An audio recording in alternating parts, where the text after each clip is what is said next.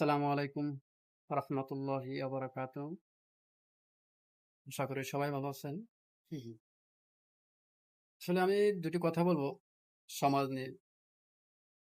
হয়তো অনেকের খারাপ লাগতে পারে, অনেকের ভালো লাগতে পারে।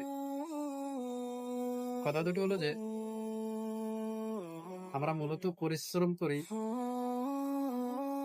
২ টা ভালো ডাইল ভাত খাওয়ার জন্য,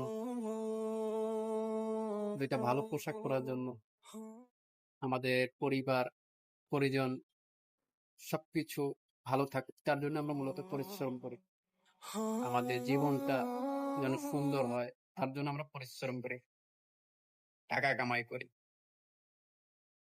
কিন্তু আমাদের সমাজে কিছু মানুষ আছে যারা কখনো অন্যের ভালো চোখে দেখতে পারে না। তারা শুধু চায় তারা নিজেরাই ভালো থাকুক।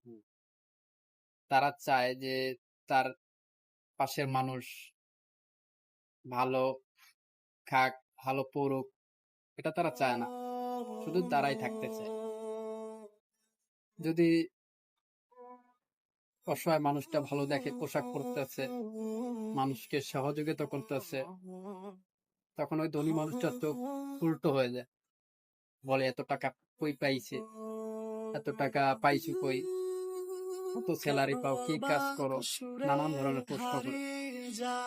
অনেক সময় মানুষটাকে খারাপ কথাও বলে ধনী ব্যক্তিটা। যে অমুকের ছেলের টাকা বেশি হয়ে গেছে। মানুষকে দানশীল করতেছে। এগুলো অনেকেই মানুষ ধনীরা বলে আমাদের সমাজে কিছু মানুষ আছে। তারা বলে এই কথাগুলো।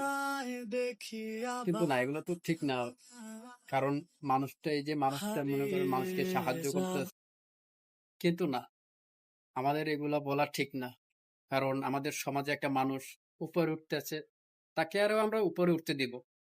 তাকে আমরা আরো সাপোর্ট দেব যেন সে ভালোভাবে চলতে পারে, যেন আরো সামনের দিকে এগিয়ে যেতে পারে। তাকে আরো আমরা সাপোর্ট করব। কিন্তু তা না করে আমরা তাকে যদি খারাপ ভাষা করি, বাজে কথা বলি, তাতে তো ছেলেটার আরো